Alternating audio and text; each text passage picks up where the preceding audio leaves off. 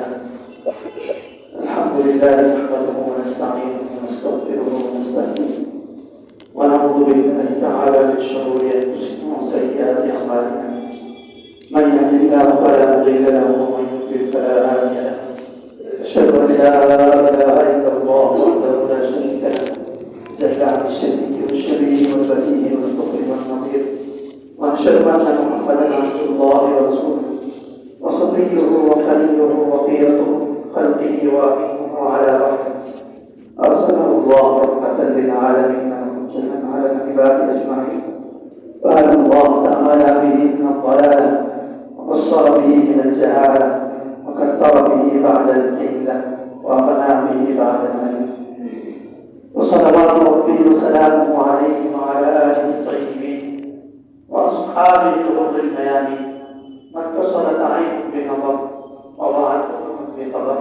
وسلم تسليما كثيرا اما بعد فاعوذ بالله من الشيطان الرجيم بسم الله الرحمن الرحيم وانه لعلم للساعه فلا تمترن بها واتبعون هذا صراط مستقيم وقال النبي صلى الله عليه وسلم المهدي مني اجل الجبهه ابدا يبلغ الارض قسطا وعدلا كما بلغت ظلما وجورا ويملك 7 سنين صدق الله مولانا العظيم رب اشرح لي صدري ويسر لي امري واحلل عقدة من لساني يفقهوا قولي رب زدني علما وارزقني فهما سبحانك لا علم لنا الا ما علمتنا انك انت العليم الحكيم. عزیزان گرامی محترم دوستوں، رسول اکرم صلی اللہ علیہ وسلم ابو داؤد شریف کی روایت میں امت مسلمہ میں 4 فتنوں کا ذکر فرمایا۔ حضرت عبداللہ بن عمر رضی اللہ عنہ فرماتے ہیں قلنا عند رسول اللہ صلی اللہ علیہ وسلم کہ ہم ایک مرتبہ رسول اکرم صلی اللہ علیہ وسلم کے دربار میں تھے فذكر الفتن فأكثر في ذكرها، آپ صلی اللہ علیہ وسلم نے فتنوں کا بیان سنا اور بہت زیادہ فتنوں کے سلسلے میں گفتگو فرمایا حتی ذکر فتنة الأحلاس، یہاں تک کہ آپ علیہ السلام نے فرمایا کہ میری امت میں ایک احلاس کا فتنہ اور قالوا یا رسول اللہ وما فتنة الأحلاس، ایک صحابی نے پوچھا کہ حضرت یہ فتنہ احلاس کسے کہتے ہیں؟ تو آپ علیہ السلام نے فرمایا یہ فتنہ حرب وحرب، کہ یہ جنگوں کا فتنہ ہوگا اور ایک دوسرے کے پیچھے بھاگنے کا فتنہ، ثم فتنة السراء، پھر آپ صلی اللہ علیہ وسلم نے فرمایا کہ دوسرا فتنہ آئے گا خوشحالی کا یا راز کا، دخلها من تحت قدم رجل يزعم انه مني وليس مني انما اوليائي المتقون، فرمایا کہ یہ جو خوشحالی کا دوسرا فتنہ ہے یہ ایسے شخص کی جانب سے شروع ہوگا کہ جس کا دعویٰ ہوگا کہ میں اہل بیت میں سے، حالانکہ وہ اہل بیت میں سے نہیں ہوگا، اس لیے کہ اہل بیت تو متقی ہو۔ پھر آپ علیہ السلام نے فرمایا کہ تیسرا فتنہ آئے گا انتہائی تاریک، عمیاء، صماء، بکماء، المطبقہ، تیسرا فتنہ شروع ہوگا جو انتہائی تاریک ہوگا، لا يدع من امتی احدا الا لطمته لطمة، اتنا زبردست دنیا پر چھا جائے گا کہ میری امت کے ہر فرد کو اس فتنہ زہیمہ کا تھپڑ لگے گا۔ ثم فتنة الرابعة الدجال، چوتھا فتنہ آئے گا دجال۔ ابتدا میں بطور تمہید یہ 4 فتنے ذکر کرتے ہیں، اس کے بعد امام مہدی، اور اگر گفتگو ختم ہو گئی تو بہت اچھا، تو اس کے بعد انشاءاللہ پھر کریں گے۔ آپ علیہ السلام نے 4 فتنوں کا ذکر فرمایا۔ کتاب الفتن کے علماء فرماتے ہیں کہ پہلا فتنہ فتنۃ الاحلاس، اس کا معنی ہے ایسا کپڑا جو گھر میں بہت دن تک پڑا رہے، استعمال ہوتا رہے، انسان اس کو دھوئے، یعنی بہت دیر تک ٹاٹ وغیرہ کے بہت سارے ہمارے کپڑے ایسے ہوتے ہیں جو گھر میں بہت دنوں تک استعمال ہوتے ہیں، دھوئے نہیں جاتے، تو حیل سے کہتے ہیں ایسے کپڑے۔ تو محدثین کہتے ہیں اس کا مطلب یہ کہ یہ جو پہلا فتنہ ہوگا یہ امت مسلمہ میں بہت لمبے زمانے تک چلتا رہے۔ بعض علماء کہتے ہیں حیل کا معنی ہے اونٹ کے اوپر جو کجاوے پر کپڑا رکھا جاتا ہے وہ بھی بہت دن تک رکھا جاتا ہے، اتنا رکھا جاتا ہے کہ جب اس کو ہٹاتے ہیں تو اونٹ کی پیٹھ پر نشانات پڑ جاتے ہیں۔ تو اسے بھی محدثین کہتے ہیں کہ ایک لمبے زمانے تک چلنے والا فتنہ۔ چنانچہ یہ پہلا فتنہ امت مسلمہ میں شروع ہوا حضرت عثمان رضی اللہ عنہ کی شہادت سے۔ جب تک دنیا میں حضرت عمر، حضرت حذیفہ فرماتے ہیں کہ میں نے ایک مرتبہ حضرت عمر سے کہا کہ ایک چند فتنے آئے، تو حضرت عمر نے کہا کہ کیا وہ میرے سامنے آئیں گے؟ تو حضرت حذیفہ نے فرمایا نہیں، آپ کے سامنے نہیں آئیں گے، آپ جب دنیا سے چلے جائیں گے اس کے بعد یہ فتنے آئیں گے۔ حضرت عثمان رضی اللہ عنہ کی شہادت سے پہلا فتنہ شروع ہوا، اور محدثین کہتے ہیں یہ فتنہ تقریباً 1250 سال تک رہا۔ اس فتنے کے اندر مسلمانوں کی 4 بڑی بادشاہتیں گزر گئی۔ خلفائے بنو امیہ 40 ہجری تک تو خلافت راشدہ تھی، 40 ہجری سے یہ فتنہ شروع ہوا، یا اگر 60 ہجری سے مراد لے تو بہتر ہے، اس لیے کہ حضرت امیر معاویہ کے خلیفہ راشد، تو 60 ہجری سے یہ احلاس کا فتنہ امت مسلمہ میں داخل ہوا، اور 60 ہجری سے تقریباً 1342 ہجری انگریزی اعتبار سے 1924 تک پہلے خلفائے بنو امیہ انہوں نے حکومت کی 90 سال، 60 ہجری سے 132 تک یا 40 سے 132 تک۔ ان کا دارالحکومت تھا بنو امیہ کا دمشق شام۔ اس کے بعد خلفائے بنو عباسیہ، ان کی حکومت رہی تقریباً 550 سال، 132 ہجری سے 656 ہجری تک۔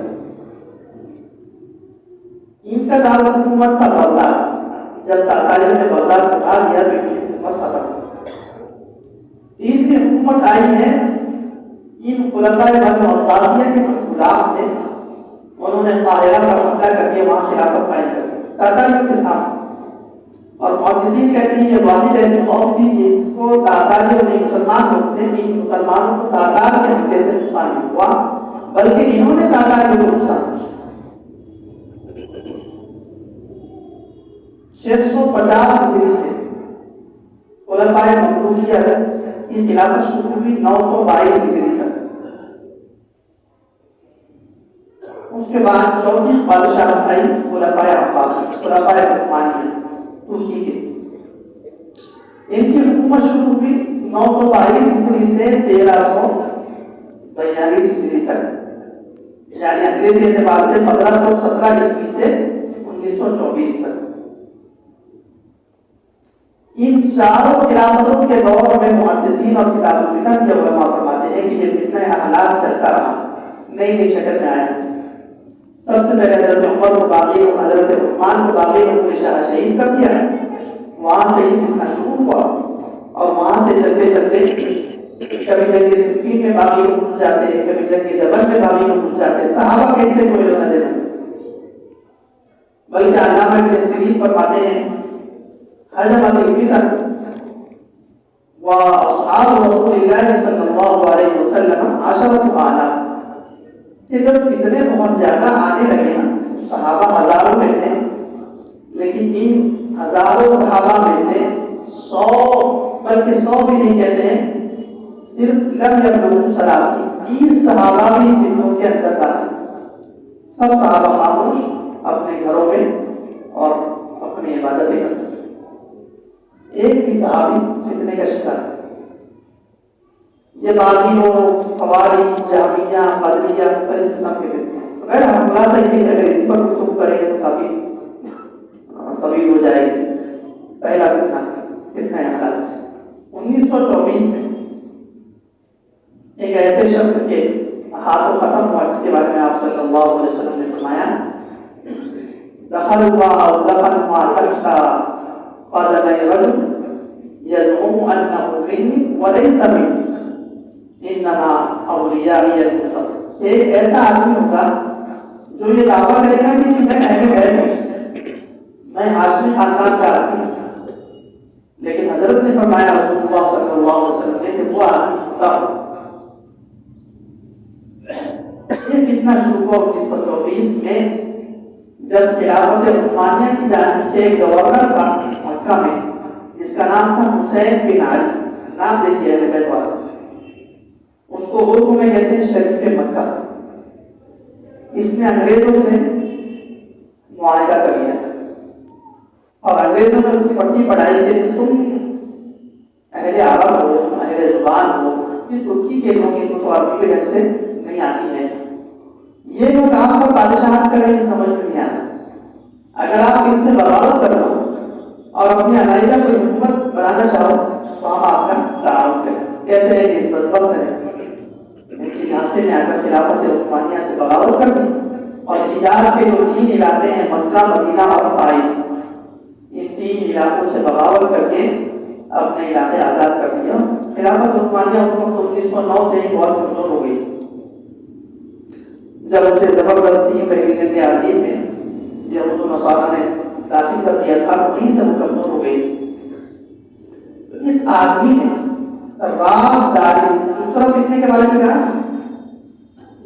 السراء، فتنة السراء۔ شیخ الحدیث مولانا زکریا رحمہ اللہ تعالی، ان کے استاد ہیں حضرت مولانا خلیل احمد سہارنپوری رحمہ اللہ تعالی، انہوں نے ابو داؤد شریف کی کتاب لکھی البذل المجموع کے نام سے۔ حضرت شیخ خلیل احمد سہارنپوری رحمہ اللہ تعالی فرماتے ہیں یہ جو دوسرا فتنہ شروع ہوا وہ میری نظر والذی یظہر انہا ہی الفتنة التي، کہ یہ رازداری والا فتنہ میری نظر میں وہ فتنہ ہے جو شروع ہوا سنۃ 1334، یہ 1334 ہجری یا 1934 ہے، اس کے آس پاس سے فتنہ بڑھ اٹھا تھا۔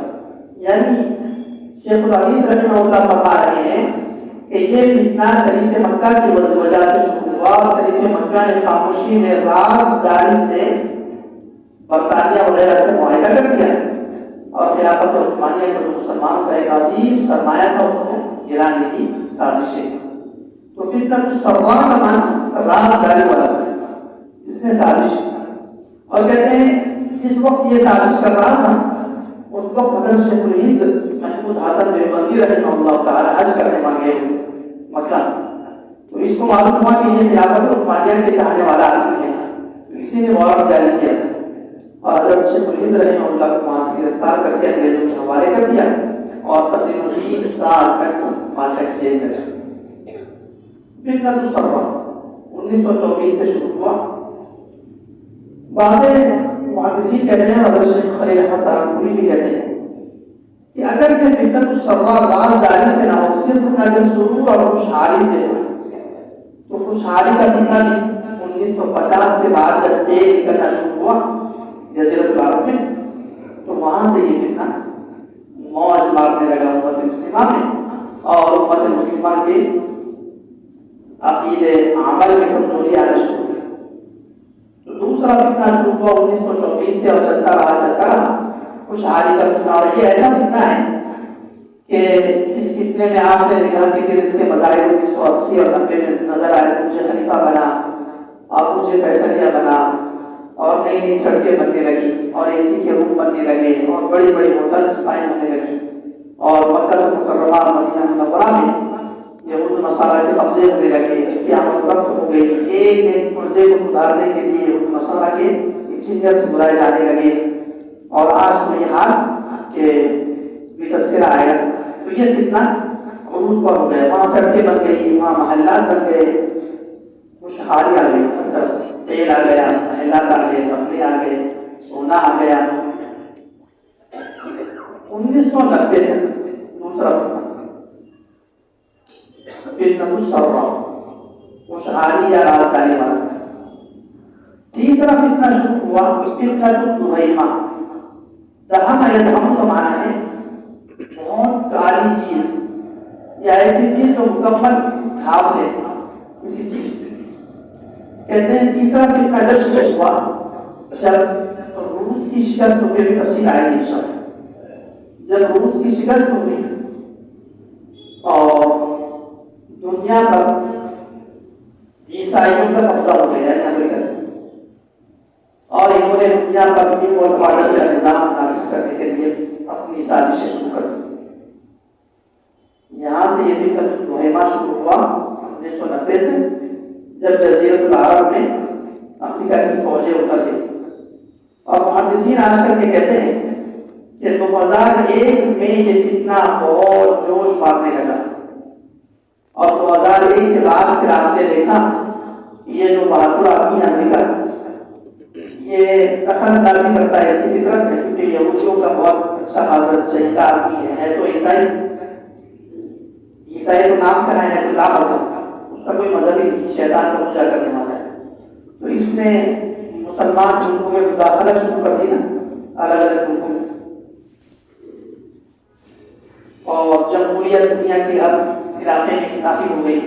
اللہ کے نبی فرما رہے ہیں لا يرى احدا من امتي الا رغبته لقمه۔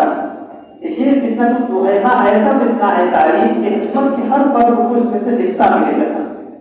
اب آپ دیکھیں کہ 2001 کے بعد سود میں ہر بندے کا کہیں نہ کہیں حصہ مل رہا ہے، انٹرنیٹ چلانے میں، فحاشی میں، کہیں نہ کہیں میوزک میں ہر بندے کا کچھ نہ کچھ حصہ داخل ہو رہا ہے۔ جمہوریت خلافت کے گرنے کے بعد 1924 کے بعد ایسی دنیا پر چھا گئی کہ ہر بندے کا اس میں اس کے مابین ہم لوگ رہتے ہیں، تو یہ اتنا ہر آدمی کے ہر گھر میں داخل ہو گیا ہے۔ اور مسلمانوں کو بدنام کرنے کے لیے جس انداز سے انہوں نے میڈیا وار کیا ہے، تو اس میں مسلمان بھی اہل حق سے دور ہونے لگے، اور ان کو نعوذ باللہ قتل کرنے والے اور عجیب عجیب القابات سے امریکہ نے نوازا، تو ہم بھی سمجھنے لگے کہ شاید یہ ایسے۔ حدیث کہہ رہی ہے کہ اس تیسرے فتنے کے بعد، اس تیسرے فتنے کے چھائے ہوئے غبار کو ہٹانے کے لیے ایک شخصیت آئی، جس کو آپ صلی اللہ علیہ وسلم نے فرمایا کہ امام مہدی رضی اللہ تعالیٰ عنہ تشریف لائیں گے اس تیسرے فتنے کو ختم کرنے کے، اور پھر امام مہدی تشریف لانے کے بعد 7 سال کے بعد دجال آئے گا۔ اب امام مہدی کا دور، اس کا مطلب یہ ہے کہ ہم اسی دور میں داخل ہو چکے ہیں، کیونکہ ہم فتنہ الدہیمہ میں چل رہے ہیں۔ لیکن امام مہدی کس وقت آئیں گے، کس گھڑی آئیں گے، کس سال آئیں گے، اس کا کسی کو کوئی نہیں۔ اگر کوئی اس سلسلے میں سال کی تعین کرتا ہے، شخصیت کی تعین کرتا ہے تو حرام ہے، وہ گمراہ ہے۔ لیکن رسول اللہ صلی اللہ علیہ وسلم نے امت مسلمہ کی مکمل رہنمائی فرمائی، تو آپ صلی اللہ علیہ وسلم نے امام مہدی کے ظہور سے پہلے کے علامات ذکر کی ہیں 5 قسم کی۔ آج ہم اس کو سمجھتے ہیں۔ پہلی ہے علامات شخصیہ، دوسرا علامات تکوینیہ، تیسرا علامات زمانیہ، چوتھا علامات سیاسیہ، پانچواں علامات شرعیہ۔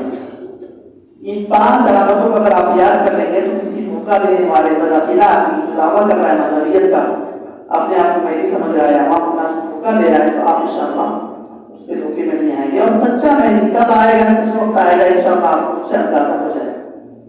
تو پہلی علامت، کسی کو بھی پہچاننے کے لیے نام اس کا ہم جانتے ہیں، نام جاننے کے بعد ہمیں اس کا تفصیل علم ہوتا ہے۔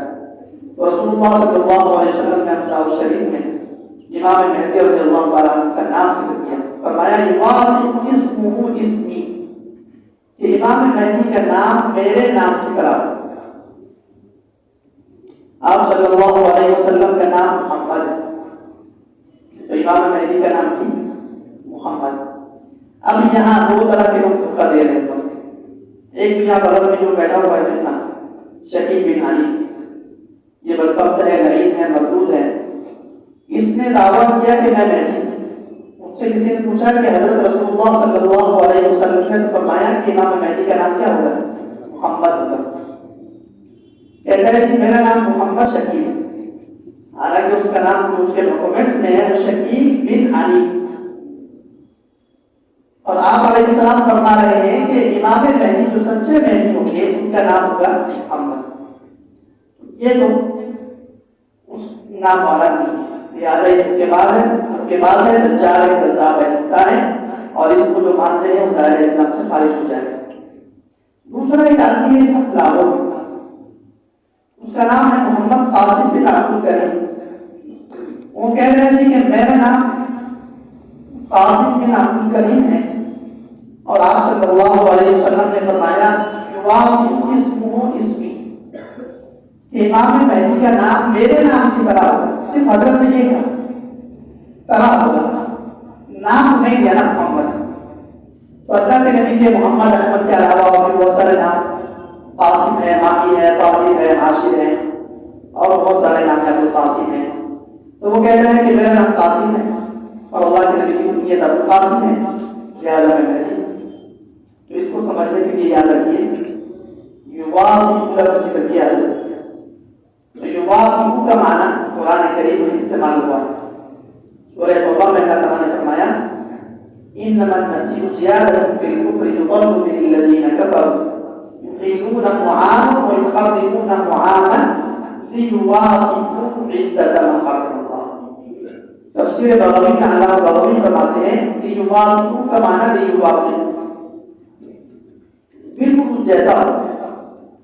اور سورہ مزمل میں بھی ہے ان ناشئۃ الليل هي اشد وطئا المواقعات کا آتا ہے، یہاں پر بھی محدثین اور مفسرین کہتے ہیں المواقعات کا معنی موافقت، لیکن اس سے بڑھ کر ہم دلیل دیں گے ابو داؤد شریف۔ حضرت علی فرماتے ہیں ایک مرتبہ حضرت حسن کو دیکھا کہتے ہوئے تو فرمایا ان ابن هذا سید کما سماه النبی صلی اللہ علیہ وسلم وسيخرج رجل من صلبی یسمى باسم نبیکم۔ یہاں حضرت علی نے بالکل واضح کر دیا کہ ایک آدمی اس حسن بن علی کی یعنی میرے بیٹے کے اولاد میں آئے گا، یسمى باسم نبیکم۔ حضرت علی نے فرمایا کہ وہ تمہارے نبی کے نام کی طرح ہوگا، اور سما یسمی کا معنی نام ہوگا۔ تو پتہ چلا کہ اللہ کے نبی صلی اللہ علیہ وسلم نے فرمایا کہ سچے مہدی کا نام محمد، والد کا نام اللہ کے نبی نے فرمایا واسم ابی اسما، کہ واسم ابی اسما ابی، امام مہدی کے والد کا نام وہی ہوگا جو میرے والد کا۔ اللہ کے نبی کے والد کا نام کتنا کتنے تھے؟ ایک کی طرح عبداللہ۔ اس کا مطلب یہ امام مہدی کا نام بھی عبداللہ ہوگا، امام مہدی کے والد کا نام عبداللہ ہوگا۔ ابھی جو نام بن رہا ہے اس کو آپ نے یاد رکھنا ہے، نام ہو گیا محمد بن عبداللہ۔ کہاں پیدا ہوا امام مہدی؟ کیونکہ پیدائش کے اعتبار سے بہت سارے لوگ آپ کو دھوکہ دے رہے ہیں۔ تو ابو داؤد شریف کی روایت میں رسول اکرم صلی اللہ علیہ وسلم نے فرمایا یخرج رجل من اہل المدینہ ہاربا الی مکہ، کہ ایک آدمی مدینہ کا رہنے والا مدینہ سے نکل کر مکہ جائے۔ محدثین کہتے ہیں رسول اللہ نے خود وضاحت کر دی کہ مدینہ کے رہنے والا شخص ہوگا۔ تو پتہ چلا کہ امام مہدی کی پیدائش مدینہ منورہ میں۔ اب اگر کوئی عجم کے علاقے میں، ہندوستان کے علاقے میں پیدا ہونے والا آدمی ہو، لاہور کا ہو یا عثمان پور بہار کا ہو، وہ اپنے آپ کو مہدی کہے تو آپ نے کہنا شکر ہے، اس لیے کہ سچے جو مہدی ہوں گے وہ کہاں پیدا ہوں گے؟ مدینہ منورہ میں پیدا ہوں گے۔ کتاب الفتن نعیم بن حماد کی بھی روایت ہے مولدہ المدینہ، اور عبد اللہ سنی شافعی رحمہ اللہ تعالی بڑے محدث گزرے ہیں، وہ کہتے ہیں کہ ایک روایت میں مکہ ہے۔ اکثر علماء کا قول یہ ہے کہ مدینہ منورہ جو حضرت رسول اللہ صلی اللہ علیہ وسلم کی ہجرت گاہ ہے، جہاں رسول اللہ صلی اللہ علیہ وسلم وفات پا کر مدفون ہیں، وہاں وہ والا مدینہ تو انسان جہاں کا رہنے والا ہوتا ہے نا اس کے ساتھ اس کی نسبت ہے. جس طرح ہم لوگ اورنگ آباد کیا تو کہیں گے اورنگ آبادی، امام مہدی ہوں گے مدینہ کے تو کہیں گے المدنی. تو محمد بن عبداللہ المدنی. خاندان کیا ہوتا ہے؟ کیا خان ہوگا، پٹھان ہوگا، جیسے آج کل کے بہت سارے لوگ دعوے کر رہے ہیں عجب کے، ہندوستان کے، فلاں کے، فلاں کے. تو حضرت علی فرماتے ہیں، یہ بھی شریف میں ہے، فرمایا ان بنی ھذا سید وسيخرج من صلبه. حضرت علی نے طے کر دیا کہ اس کی نسل سے ایک آدمی پیدا ہوگا، اور اس کی نسل کیا ہے؟ رسول اللہ کی نسل. ہاشمی اور سید خاندان سے ہوں گے امام مہدی. اور دوسرے کسی خاندان کا کوئی آدمی اگر کہے کہ میں مہدی ہوں تو آپ نے کہنا ہے آپ جھوٹے ہیں، اس لیے کہ سچا مہدی آئے گا ہاشمی خاندان سے. وہ ہاشمی بھی رکھے محمد بن عبداللہ المدنی الہاشمی. انسان کا جو بیٹا ہوتا ہے اس کے نام کی وجہ سے بھی آدمی کا ایک نام پڑتا ہے. آدمی کہتے ہیں امام مہدی کے دو بیٹے ہوتے ہیں، ایک ہوگا عبداللہ، ایک ہوگا قاسم. تو عبداللہ کی وجہ سے ان کو کہیں گے ابو عبداللہ، اور قاسم کی وجہ سے کہیں گے ابو القاسم. اور بعض روایت میں امام مہدی کی کنیت بھی رسول اللہ کی کنیت کی طرح ابو القاسم، اور یہ کنیت جو ہوتی ہے نام سے پہلے سے معلوم ہوتی ہے. تو ابو عبداللہ، محمد بن عبداللہ المہدی الہاشمی المدنی.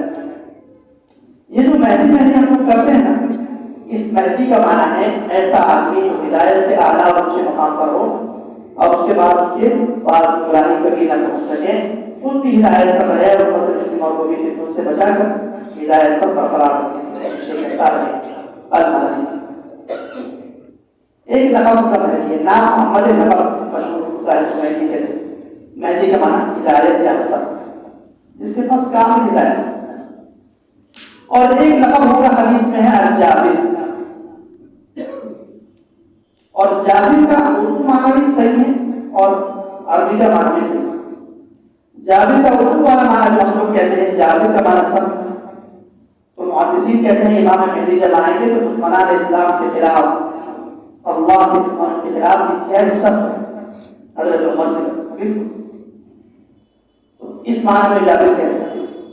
اور دوسرا جابر کا معنی ہوتا ہے چھوڑنے والا. جس وقت امام مہدی آئیں گے تو امت مسلمہ کا اسی طرح حال ہے اور اس سے بدتر ہوتا چلا جائے گا. دنیا میں کوئی ان کا حال نہیں ہوگا، ہر طرف ظلم ستم ہوگا، اور مسلمانوں کا خون ارزاں اور سستا ہو جائے گا. دنیا کے مقدسات پر بھی قبضہ ہوگا، ان کے مال پر بھی قبضہ ہوگا، ان کی جان پر بھی قبضہ ہوگا. ظلم ستم مسلمانوں پر اتنا بڑھ جائے گا کہ مسلمان بکھر چکے ہوں گے، الگ الگ حصوں میں بٹے ہوئے ہوں گے اور ٹوٹے ہوئے ہوں گے، اور منتظر ہوں گے کہ کوئی آئے اور ہم سب کو جوڑے، جمع کرے. تو امام مہدی آ کر جبر کرے، اس قصر کو، ٹوٹن کو، شکستگی کو جوڑے. اس لیے ان کو کہتے ہیں جابر، کیونکہ عربی میں کہتے ہیں جابر جبیرہ اس لکڑی کو تو ہڈی کو جوڑنے والا. تو بہرحال دو لقب ہوتے ہیں، المہدی ایک اچھا. ابو عبداللہ محمد بن عبداللہ المہدی الجابر المدنی الہاشمی. اب امام مہدی رضی اللہ تعالی عنہ کے لیے ہم لوگ دو جملے استعمال کر سکتے ہیں، اور ایک ہے امام جو ہم لوگ استعمال کر رہے ہیں. یہ یاد رکھیے کہ امام کا معنی ہے مجتہد، جو قرآن سنت پر اتنا عبور رکھتا ہو، اتنا اس کو درک اور اتنا رسوخ اس کو حاصل ہو، اتنی اس کے اندر دسترس ہو کہ وہ مسائل نکال سکے، حالات حاضرہ کے اعتبار سے مسائل بتا سکے، اس کو امام کہتے ہیں. جیسے امام ابو حنیفہ ہے، امام شافعی ہے، امام احمد بن حنبل ہے، اور امام مالک رحمہ اللہ. تو اس وجہ سے ان کو امام کہتے ہیں. ایک قوم ہے دنیا میں جو اپنے بہت سارے امام رکھتی ہیں، وہ جو امام کہتے ہیں یاد رکھتے ہیں ان کا عقیدہ غلط ہے. وہ امام کا معنی لیتے ہیں معصوم اور انبیاء سے افضل، یہ کفریات ہے. محدثین کہتے ہیں کہ امام مہدی کو امام اس لیے بھی کہہ سکتے ہیں کہ جب حضرت عیسیٰ علیہ السلام آسمان سے نازل ہوں گے تو امام مہدی چونکہ مستحیل ہے، مجدد ہے، صحابی اور رسول نہیں، تو ان کو ایک نماز پڑھائیں گے. تو اتنے بڑی سعادت مل رہی ہے کہ ایک نبی پیچھے نماز پڑھے گا اور امام مہدی یہاں نماز پڑھے گا، تو اس لیے ان کو کہتے ہیں امام۔ اور تیسرا امام کا معنی ہوتا ہے ہمارے شریعت میں خلیفۃ المسلمین، جو عادل بادشاہ ہو اس کو بھی امام کہتے ہیں، اس لیے امام مہدی کو امام کہا جا سکتا ہے۔ اور بہت سارے ہمارے مسلمان امام مہدی کے لیے علیہ السلام استعمال کرتے ہیں، تو علماء کہتے ہیں کہ علیہ السلام استعمال کرنے میں شبہ ہو سکتا ہے کہ کہیں یہ نبی نہ، کیونکہ علیہ السلام عموماً انبیاء کے لیے استعمال ہوتا ہے، تو امام مہدی کے لیے علیہ السلام استعمال نہیں کرنا چاہیے، بلکہ رضی اللہ عنہ یا علیہ الرضوان، یہ دو جملے استعمال کر سکتے ہیں دعا کے۔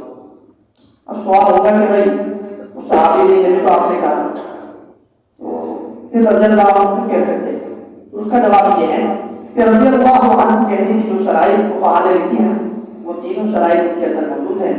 ان کے ایمان کی گواہی معلوم ہے احادیث سے، ان کی پوری زندگی ایمان پر گزرنا ثابت ہے، اور ان کی وفات بھی ایمان پر ہونا ثابت ہے۔ جس کا اتنا پختہ پکا ایمان و شہادت اللہ کے نبی نے دی ہو اس کو ہم رضی اللہ عنہ کہہ سکتے ہیں۔ یہ ہے علامات شخصیت، یہ آپ نے یاد رکھنا۔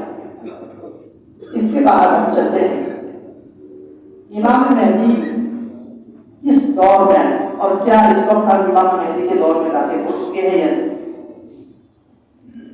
مسند احمد کی روایت میں رسول اکرم صلی اللہ علیہ وسلم نے فرمایا ابشرکم بالمہدی یبعث فی امتی علی اختلاف من الناس وسلاسل، کہ امام مہدی کی آنے سے پہلے کچھ تکوینی علامات ظاہر ہوئی۔ تکوینی کا مطلب ہوتا ہے اللہ تعالیٰ اپنے نظام میں تبدیلی لانا شروع فرما دے۔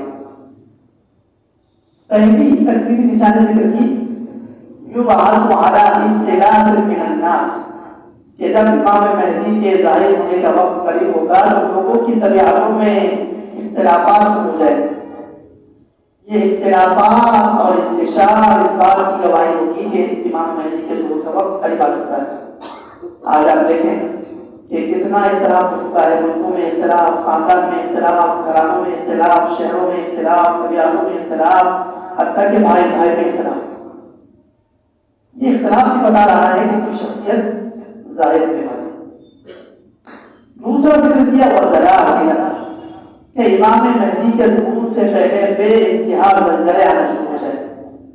صرف 2023 میں جو زلزلے آئے ہیں اس کی تعداد آپ شمار کریں تو ہزاروں مسلمان، اور اس سے شہید ہونے والے جو مسلمان اور دوسرے لوگ ہیں ان کی تعداد بھی ہزاروں لاکھوں تک پہنچ چکی ہے۔ صرف شروع کے 2-4 مہینے میں ہم نے اندازہ لگایا تھا کہ تقریباً 70,000 کے قریب لوگ مراکش میں، افغانستان میں، شام میں، اور اس طرح 2-4 جگہ کے زلزلوں میں شہید ہوئے۔ تو زلزلوں کا آنا تک نہیں آ رہا، اختلافات کا ہونا تک نہیں آ رہا۔ پھر تکوینی علامات میں سے بے موسم کی بارشیں ہو گئی۔ آج بے موسم کی بارشیں ہو رہی، موسم اپنے وقت پر کام نہیں کرے گا، سردی میں گرمی ہوگی، گرمی میں سردی ہوگی، اور بارش بے وقت ہو جائے گی۔ سیلاب اور مختلف قسم کی دوسری نشانیاں ظاہر ہونا شروع ہو جائے گی۔ یہ سب تکوینی اللہ تعالیٰ اپنا نظام تبدیل کرتا ہے۔ یہ سب اشارہ کر رہے ہیں کہ ہم اس دور میں داخل ہو گئے ہیں کہ انقلابی دور ہے۔ یہ مسلمانوں کی ذلت اور پستی سے نکلنے کا دور ہے، اور یہ دور مسلمانوں کے عروج کی طرف اشارہ کرتا ہے۔ اب چلتے ہیں تیسری علامت، علامات زمانیہ۔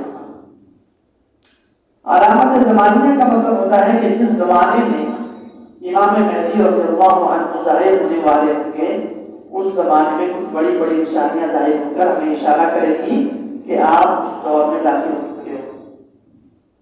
پہلی علامت ذکر کرتے ہیں کتاب الفتن نعیم بن حماد میں ہے سیعوذ بمکۃ عالم فیقتل ثم ينقص الناس برهة من ذهب ثم يعود عالم آخر فإن أدركته فلا ترجمنه فإنه جيش خصم۔ خلاصہ یہ ہے اس حدیث کا کہ ایک شخص ہوگا جو امام مہدی ہونے کا دعویٰ کر کے بیت اللہ میں داخل اور چند دن میں وہاں پر قتل ہو جائے گا، یہ جھوٹا آدمی ہوگا۔ جب اس طرح کا واقعہ ہو جائے گا تو پھر لوگ ایک زمانے تک انتظار کریں گے۔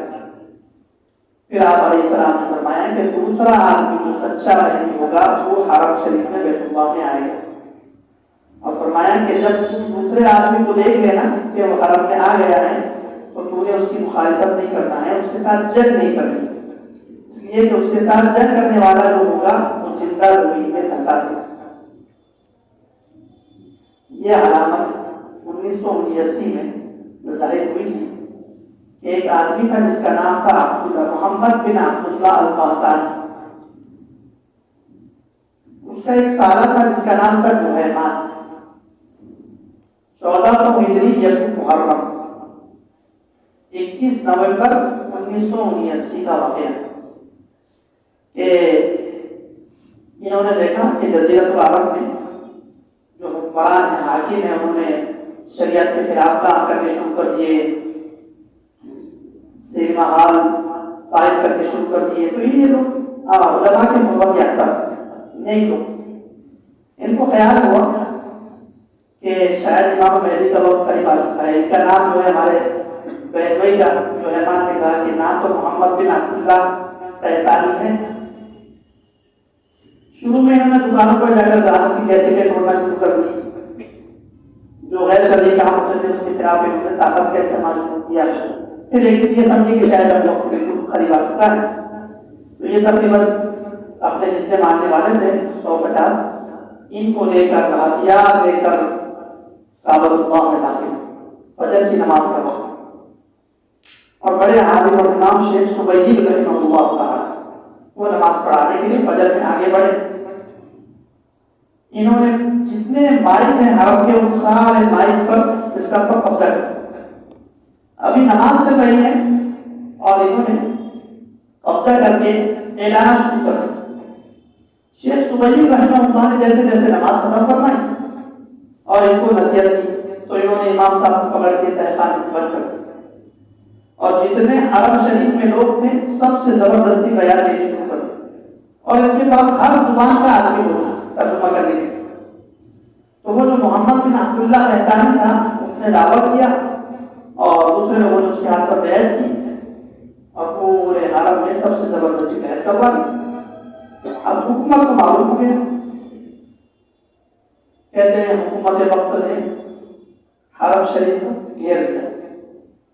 مسند احمد کی روایت میں ہے یبایع لرجل ما بین الرکن والمقام ولن يستحل البيت الا اهله فاذا استحلوه فلا يسأل عن هلكة العرب۔ ایک وقت ایسا آئے گا کہ کعبۃ اللہ کے رہنے والے کعبۃ اللہ میں خون خرابہ کریں۔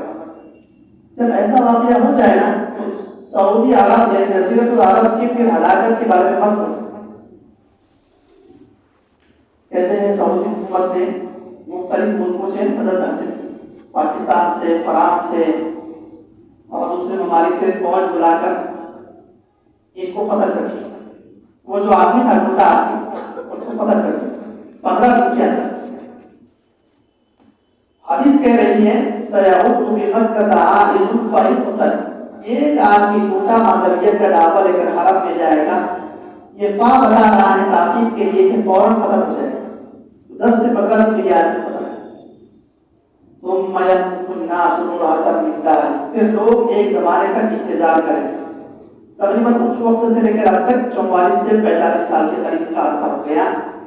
اور برہا عربی زبان کا لفظ ہے، اس کا معنی ہے ایک نسل پوری گزر جائے، 40 سال سے زائد 40-50 سال ہو چکے ہیں۔ پتہ چلا کہ ہم دوسرے سچے مہدی کے دور میں چل رہے ہیں، اور اللہ کے نبی فرما رہے ہیں جب دوسرا آدمی ثم يعود عائد آخر دوسرا آدمی آ جائے فإن أدركته اور آپ اس کو پا لیں فلا ترجمنه اس کے ساتھ جنگ مت کرنا، فإنه جيش الخصم اس دوسرے سچے آدمی کے خلاف جو لشکر جو بھی نکلے گا وہ زمین میں دسا دے سکتا۔ تو علماء کہتے ہیں کہ ایک علامت ظاہر ہوئی، علامت زمان۔ ابو داؤد شریف کی روایت میں دوسری علامت ذکر کی رسول اللہ صلی اللہ علیہ وسلم فرمایا ستصالحون الروم صلحا آمنا وتبصون عنهم وهم عدو من ورائكم، کہ ایک وقت ایسا آئے گا کہ مسلمانوں کی اور عیسائیوں کی صلح ہو جائے، اتحاد ہو جائے، اور مسلمان اور روم والے اتحاد کر کے تیسرے دشمن کے خلاف جنگ کریں گے اور جنگ جیت جائیں گے۔ جب جنگ جیت جائیں گے تو عیسائی لوگ کہیں گے صلیب کی جے ہو، نعوذ باللہ، غلب الصلیب۔ تو مسلمان کہیں گے بل اللہ غلب، کہ تمہاری صلیب سے کچھ نہیں ہوا، اللہ نے ہمیں فتح دلوائی۔ کہتے ہیں اس پر ایک مسلمان کو غصہ آئے گا نا، وہ کہے گا کہ صلیب کی جے کیسے کہہ رہا ہے، ایک مسلمان اٹھ کر اس کو قتل کر دے، اور پھر وہ عیسائی لوگ مسلمانوں پر حملہ کرنے کے لیے جمع ہو جائیں گے۔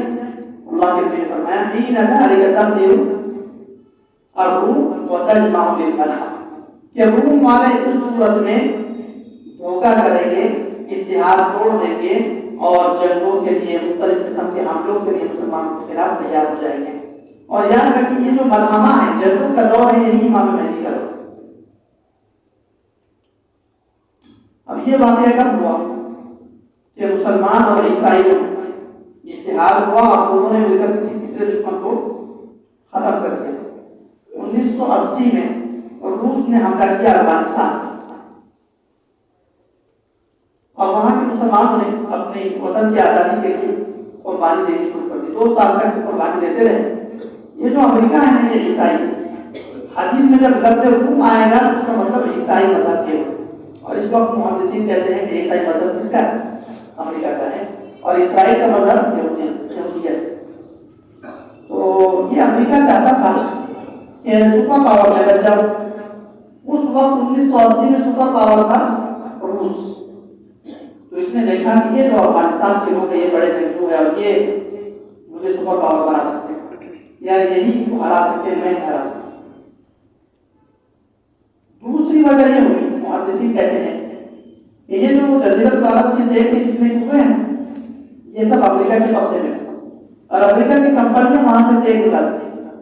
تو اس نے سعودی عرب کے مسلمانوں سے کہا کہ بھائی یہ صرف افغانستان میں رکے گا نہیں، یہ تو بہت آگے تک آتے آتے بحیرہ عرب پر اور تمام تمہارے تیل کے اوپر قبضہ کر لے گا، اس لیے اس کو روکنا ہے۔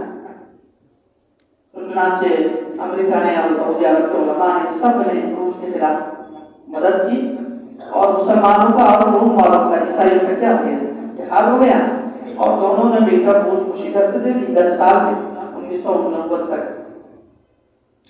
اس کے بعد امریکہ نے کہا کہ نیو ورلڈ آرڈر کا قیام، اب دنیا پر ہمارا راج ہوگا۔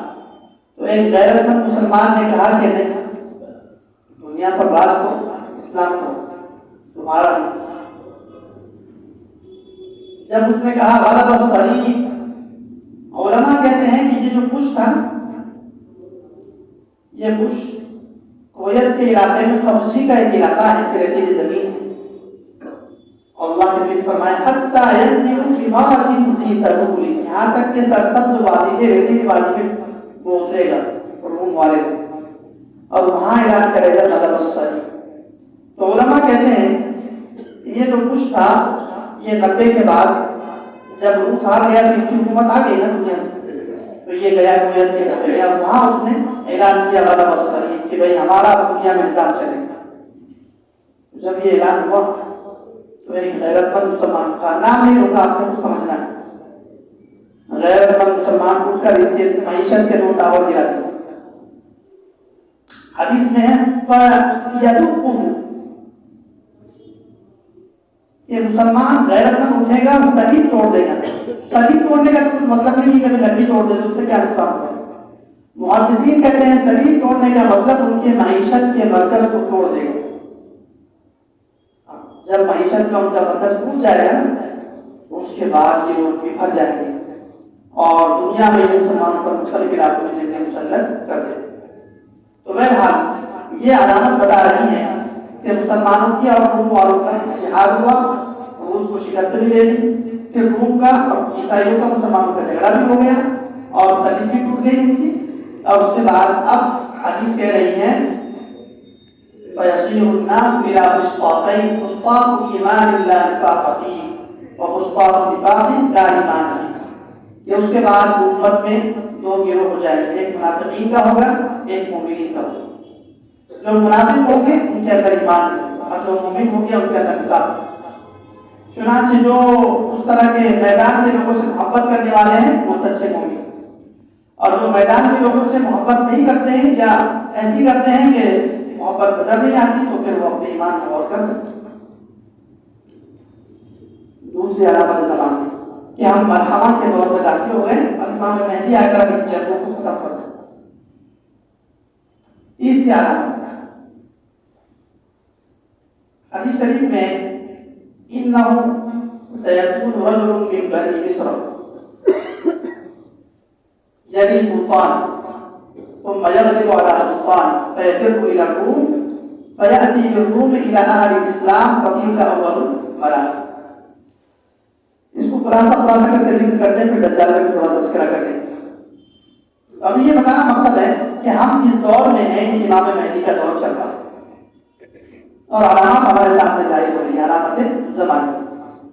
فرمایا کہ دو مسلمان ملک آپس میں ایک ساتھ رہتے ہیں، ایک مسلمان ملک دوسرے مسلمان ملک پر حملہ کر دیں گے اور وہ دوسرا مسلمان بادشاہ بھاگ کر کے چلا جائے گا روم والوں کے پاس مدد طلب کرنے، اور وہ روم والوں کو مدد کے لیے بلائے گا۔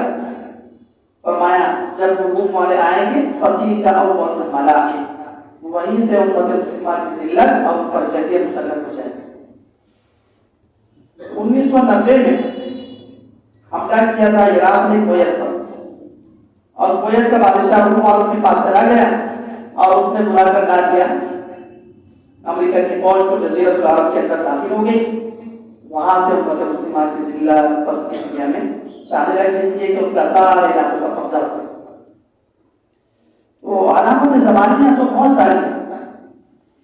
دو مشہور علامت مسلم شریف میں آپ صلی اللہ علیہ وسلم نے بیان فرمائی کہ عراق کا ایک مرتبہ بائیکاٹ ہوگا اور شام کا ایک مرتبہ بائیکاٹ ہوگا۔ یوشک اہل العراق الا یفضى الیہ قطیز ولا درہم، کہ اہل عراق پر ایک وقت ایسا آئے گا کہ ان کے پاس کھانے پینے کی ایک رپے کی چیز بھی نہیں پہنچے گی۔ ویوشک اہل الشام الا یفضى الیہم دینار ولا درہم، کہ شام والوں پر بھی ایسا وقت آئے گا کہ ان کے پاس بھی رپے کی ایک چیز جو ان کا خاص پیمانہ ہے اتنی چیز بھی نہیں پہنچے گی۔ جب ایسا وقت آ جائے گا تو اس کے بعد ایک خلیفہ آئے گا محمد میں، جو اتنا مال تقسیم کرے گا کہ مال کو گرے گا، یحد المال اکبر لا یعد عدا، اور محدثین کہتے ہیں یہ خلیفہ کون ہوگا؟ امام مہدی۔ 1990 سے میں خلاصہ کر رہا ہوں، کافی وقت ہو رہا ہے۔ 1990 سے 2003 تک عراق کا بائیکاٹ ہوا ہے، اور اس بائیکاٹ کے نتیجے میں عراق پر اتنی بدحالی طاری ہو گئی کہ 25 لاکھ لوگ چلا وطن ہو گئے، مہاجر بن گئے، ہجرت کر گئے، اور 15 لاکھ مسلمان بھوک پیاس سے شہید ہو گئے، اس میں 5 لاکھ بچے شہید ہوئے، اور ان کے پاس کھانے پینے کی ایک چیز بھی نہیں پہنچی، اور ان کا جو دینار تھا وہ ایک دینار کے $3 کا ایک دینار آتا تھا، اس کی حیثیت اتنی گر گئی کہ 9000 دینار میں $1 آتا تھا، اتنا گر گیا ان کا معیشت کا نظام۔ اور جتنے عراق میں فیکٹریاں تھی، کالجز تھے، معالجین تھے، علاج کرنے والے تھے، دواخانے تھے، وہ سب بند۔ اور عراقی حکومت کے پاس تنخواہ لینے کے لیے اگر رقم نہیں بچی تو سارے وہاں کے کام کرنے والے عزت کر کے چلے گئے، اور پورے عراق کا اسی طرح بائیکاٹ ہوا جس طرح آپ صلی اللہ علیہ وسلم نے مسلم شریف نے فرمایا۔ 2003 کے بعد رہی گئی کسر بھی، رہی صحیح کسر بھی، اتنی امریکہ نے حملہ کر کے ختم کر دیا۔ شام کا بائیکاٹ 2011 سے شام کا بائیکاٹ شروع ہوا۔ شام کے بائیکاٹ کی روایت ہے کتاب الفتن نعیم بن حماد میں، تکون فتنة بالشام كأن أولها لعب الصبيان كلما سكنت من جانب طمت من جانب حتى لا تتناهى حتى ينادي مناد من السماء ألا إن الأمير فلان۔ 2011 میں کیا ہوا؟ 2011 میں شام میں تو سب ہمارے طرح اہل سنت اور اہل حدیث، ان پر مسلط ہو گئے کچھ شیعہ لوگ، بشار الاسد کے چاہنے والے لوگ. تو 15 بچوں نے دیوار پر لکھ دیا اس کو، حمزہ الخطیب اور طاہر الشرعی، یہ 2 بچے تھے، ان کے ساتھ اور 13-14 بچے. کہتے ہیں انہوں نے دیوار پر لکھ دیا ارحل یا بشار، کہ بھائی بشار تم ظالم ہو، تم یہاں سے چلے جاؤ، جیسے کہ حالات کے لیے گا اپنی آزادی کے لیے. اب وہ شام کی جو فوج ہے اس نے بچوں کو گرفتار کر کے قید کر لیا، اور قید کرنے کے بعد جو مسلمان ان کے والدین تھے، جو مسلمان تھے، وہ احتجاج کرنے کے لیے الجامع العموری ایک جامع مسجد میں شہر میں جمع ہوئے. اور ان کا مقصد یہ تھا کہ ہمارے بچے آزاد ہو جائیں. لیکن ظالم فوج نے حملہ کر کے ان کے 20 لوگوں کو شہید کر دیا، 40 کو زخمی کر دیا. یہاں سے یہ فتنہ کھڑا ہوا شام. اور علماء کہتے ہیں کہ شام کا فتنہ اس وقت اتنا چل رہا ہے کہ 2011 سے شروع ہوا، فروری سے درعا شہر سے، شام کا ایک صوبہ ہے درعا، وہاں سے، اور 2012 13 14 15 تک تو روس، امریکہ، ترکی تمام ہمارے اس میں ڈوب چکے تھے. لیکن یہ فتنہ کبھی ختم نہیں ہوا، اور آج تک یہ فتنہ اسی طرح چل رہا ہے. مسلمان پر ظلم ابھی ہو رہا ہے. کل کی رپورٹ یہی ہے کہ وہاں پر بے شمار مسلمانوں کو قتل کیا جا رہا ہے. اور حدیث کہہ رہی لا تتناہا، یہ شام کا فتنہ رکے گا اور تھمے گا نہیں. کب تک؟ حتی ینادی مناد من السماء الا ان الامیر فلان، یہاں تک کہ آسمان سے آواز آئے گی کہ تمہارا امیر فلاں ہے، یعنی امام مہدی رضی اللہ تعالیٰ عنہ تشریف لا کر اس فتنے کو ختم کرے. تو بہرحال یہ فتنہ، یہ تمام علامات ہیں، علامات زمانیہ، جس سے یہ ثابت ہوا کہ ہم اس دور میں داخل ہو چکے ہیں. لیکن پہلے بھی عرض کیا کہ وقت کا علم کسی کو نہیں، وقت کو متعین کرنا گمراہی ہے، خراب ہے. لیکن علامات پر نظر رکھنا ہے. مسلمان بولا والا تھا کہ کچھ پتہ ہی نہیں کیا چل رہا ہے دنیا میں، سارے علامات پہلے ہونا چاہیے. اب چلتے ہیں علامات سیاسی، یعنی امام مہدی جس سال آئے تھے اور جس مہینے میں آئیں گے اس مہینے سے 4 مہینے پہلے کچھ علامات ظاہر ہوئی، جس سے ہم سب لوگ والے بھی اندازہ لگا سکتے ہیں کہ یہ دور قریب آ چکا ہے. فرمایا کہ یکون اختلاف عند موت خلیفہ، ابو داؤد سے کتاب ہے.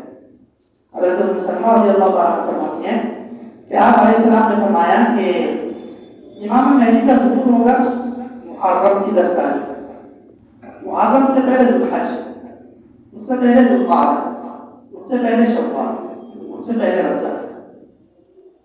4 مہینے پہلے ایک بادشاہ کا انتقال ہوا. 4 مہینے متعین ہے، آس پاس ہو سکتا ہے 5 مہینے سے.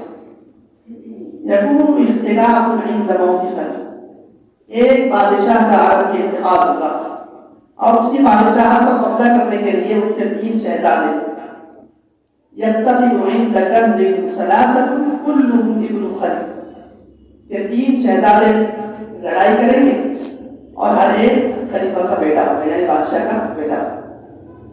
پھر ثم لا يصير الى واحد منهم، حکومت ان تینوں میں سے کسی کے بھی قبضے میں نہیں آئے. ثم تدخل الرايات السود، پھر سیاہ جھنڈے جزیرۃ العرب میں داخل. اب اس سیاہ جھنڈوں کی بات آئی کہ وہ اس وقت کہاں ہے، کہاں تک پہنچا. فرمایا کہ سیاہ جھنڈے جب داخل ہو جاؤ اور جب تم سیاہ جھنڈوں کو دیکھ فَإِذَا رَأَيْتُمُوهُ فَبَايِعُوهُ وَلَوْ حَبْوًا عَلَى التَّجْرِ، کہ جب تم سیاہ جھنڈوں اور کالے جھنڈوں کو دیکھ لو تو یاد رکھو اس کے اندر شامل ہو جانا. اگرچہ تمہیں اس کالے اور سیاہ جھنڈے کے لشکر میں شامل ہونے کے لیے اتنی مشقت برداشت کرنی پڑے کہ تمہیں لوگ برف پر سلا دیں، برف پر رہتے درمیان میں برف بچھا دیں اور اس پر رہتے ہوئے آپ کو اس لشکر کی طرف جانا پڑے تو بھی جاؤ. کیوں؟ فَإِنَّهُ خَلِفَةُ اللَّهِ مَعَ جِسْمِهِ، یہ کوئی امام مہدی کا لشکر. 4 مہینے پہلے رمضان کے آس پاس ایک بادشاہ کا انتقال ہوا. اس وقت 2015 میں شاہ عبداللہ کا انتقال ہوا. جب شاہ عبداللہ کا انتقال ہوا تو اس کے بعد یہ جو اس وقت کے بادشاہ ہے شاہ سلمان، یہ بن گئے بادشاہ. انہوں نے روایتوں کو توڑ کر، طریقے کو توڑ کر اپنے سگے بیٹے کو اپنے بعد نائب بنا دیا، جو کہ طریقہ ان کا تھا۔ تو اس لیے دوسرے جو حقدار تھے نا، ان لوگوں کو برا لگا، تو ان لوگوں نے اس کے خلاف جنگ شروع کر دی قانونی طور پر۔ تو اس وقت خلاصہ یہ ہے کہ 3 شہزادے آپس میں 2017 سے لڑائی کر رہے ہیں۔ ایک نام ہے محمد بن سلمان، جو کہ آج کے بادشاہ وہی کر رہا ہے، اور جتنے غیر شرعی کام ہیں سب وہی کر رہا ہے، حتیٰ کہ اس بدبخت نے مدینہ منورہ میں سینما ہال قائم کر دیا، نعوذ باللہ۔ تو یہ محمد بن سلمان۔ دوسرا ہے مطعم بن عبداللہ، وہ جو شاہ عبداللہ کے انتقال میں اس کا بیٹا ہے۔ اور تیسرا ہے محمد بن نائف، یہ اس کا سوتیلا بھتیجا ہے۔ ان تینوں کی لڑائی چل رہی ہے حکومت حاصل کرنے۔ اب جو موجودہ بادشاہ ہے شاہ سلمان، ان کی حکومت ہے 88 سال، ہمارے زبان میں 88 سال، اور ان کو ایک بیماری ہے، یہ حکومتی کام کچھ بھی نہیں کرتے، سارا کام ان کا بیٹا کرتا ہے سلمان محمد۔ اب اللہ کو دراز کرے بہت اچھا ہے، لیکن جب ان کا انتقال ہو جائے گا تو اس کے بعد یہ جو حدود میں 3 شہزادوں کا اختلاف چل رہا ہے، تو محدثین کتاب الفقہ میں فرما رہے ہیں کہ یہ اختلاف زور پکڑ لے گا۔ اگر اسی آس پاس انتقال ہوتا ہے تو ممکن ہے کہ پھر یہ بہت بڑی علامت ہے۔ بہت سارے لوگ پوچھتے ہیں کہ امام مہدی کی بڑی علامت کیا ہے؟ یہ سب سے بڑی علامت ہے کہ امام مہدی کے ظہور سے پہلے ایک شہزادے کا، ایک بادشاہ کا انتقال ہوگا، اور اس کے انتقال کے بعد 3 شہزادے آپس میں لڑائی کریں گے، تینوں میں سے کوئی حکومت پر قبضہ نہیں کر پائے گا، اتنے امام مہدی صاحب۔ اب حدیث کہہ رہی ہے شوال میں ان کی لڑائی،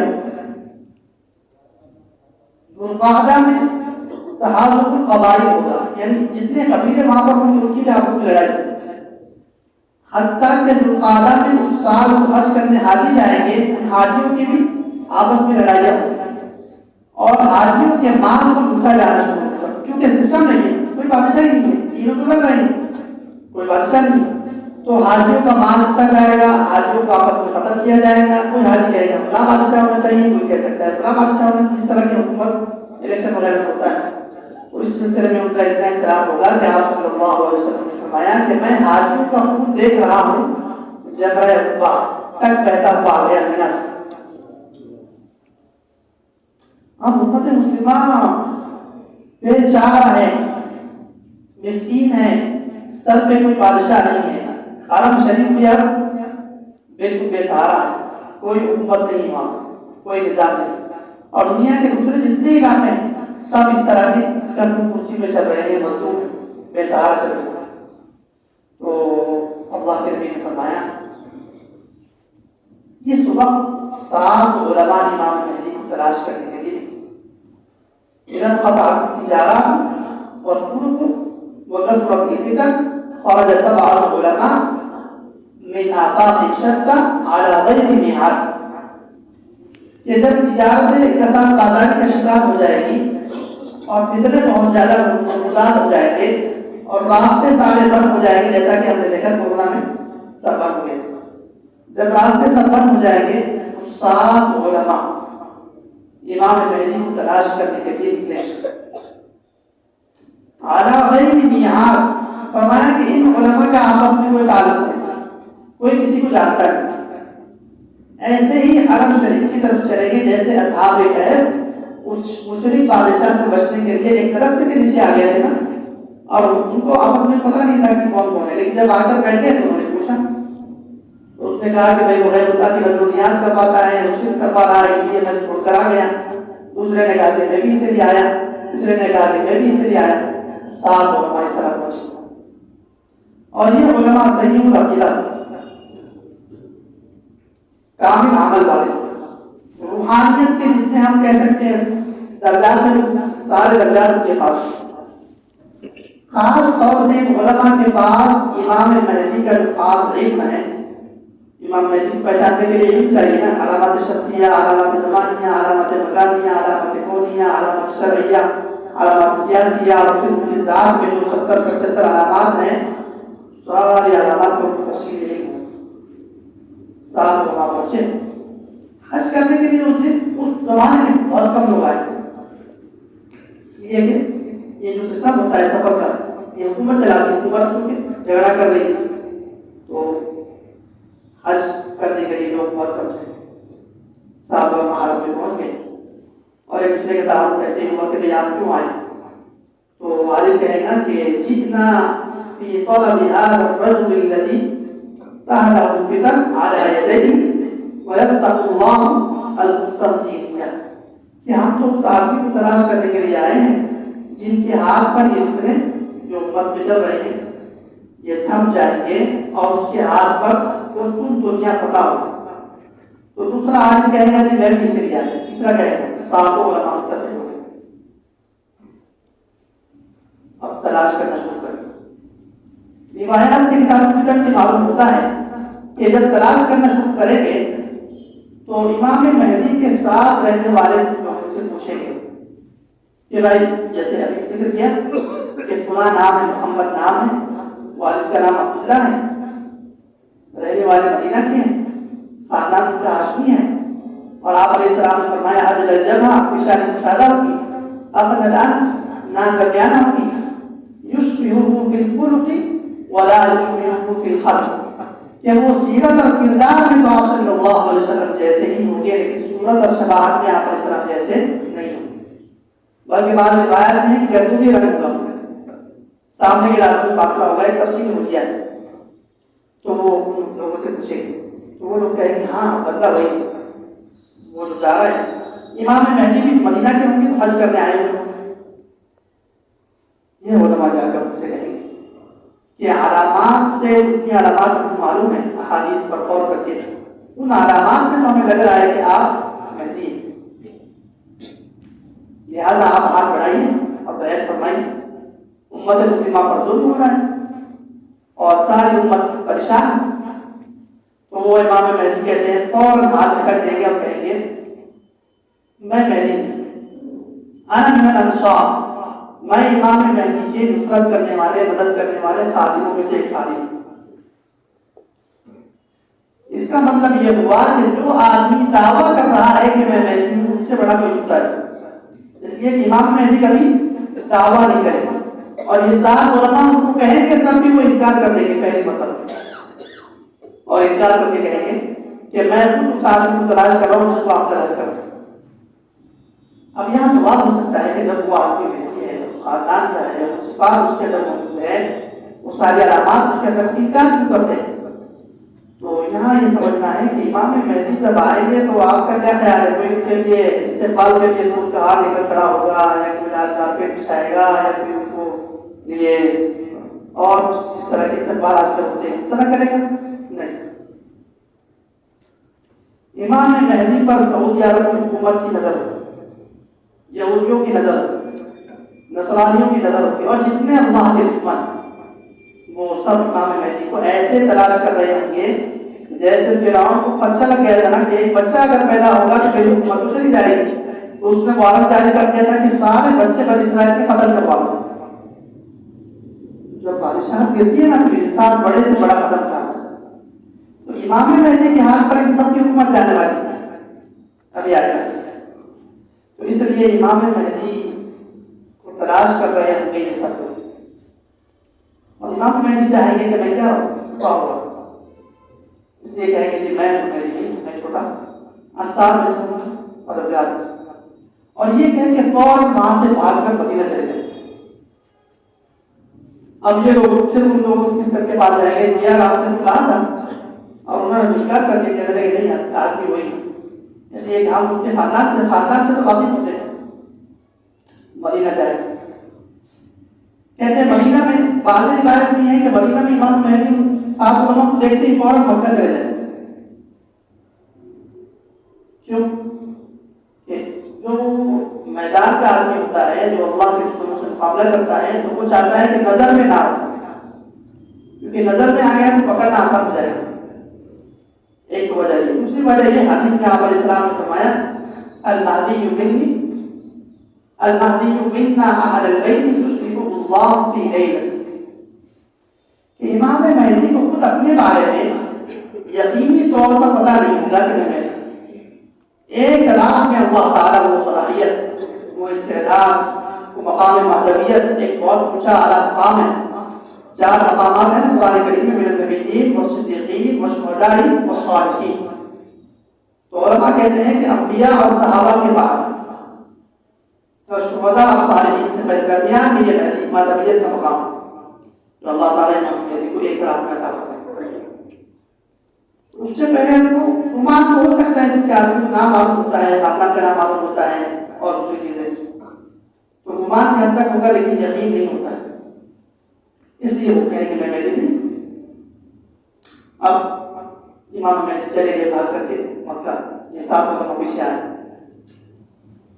کہتے ہیں کہ یہ علماء نے دیکھا کہ اب 2 ملاقات ہوتے رہی، تیسری ملاقات کا وقت ہے. علماء ان کا دعوت کرتے ہیں.